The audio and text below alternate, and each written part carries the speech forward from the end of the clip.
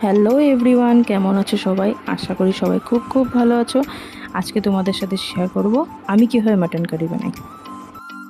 প্রথমেই মাটনটা ভালো করে ধুয়ে নিয়ে তাতে আদা রসুন বাটা, শুকনো লঙ্কা আর কাঁচা লঙ্কা বাটা দিয়ে ভালো করে মেখে নিলাম।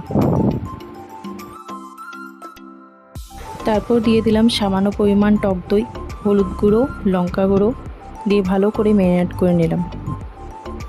সামান্য পরিমাণ সর্ষে তেল দিয়ে মেখে 10 থেকে 15 মিনিটের জন্য ম্যারিনেট হতে রেখে দিলাম। কড়াইতে সর্ষে তেল দিয়ে গোটা জিরে আর তেজপাতা দিয়ে দিলাম। তেল গরম হয়ে গেলে পেঁয়াজ কুচি দিয়ে দেব। পেঁয়াজটাকে ভালো করে গোল্ডেন করে ভেজে নিতে হবে।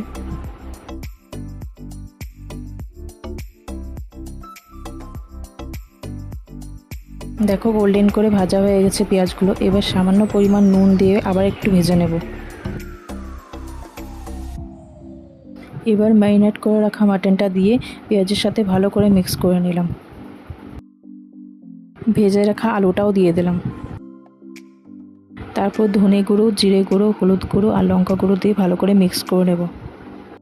আমার কাছে কাশ্মীরি রেড চিলি পাউডারটা ছিল না, তোমরা চাইলে দিতে পারো, খুব ভালো একটা রঙ আসবে।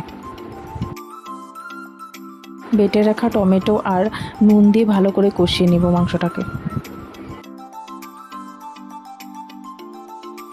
মাংসটা যত বেশি কষানো হবে রান্নাটাও ততটাই ভালো হবে।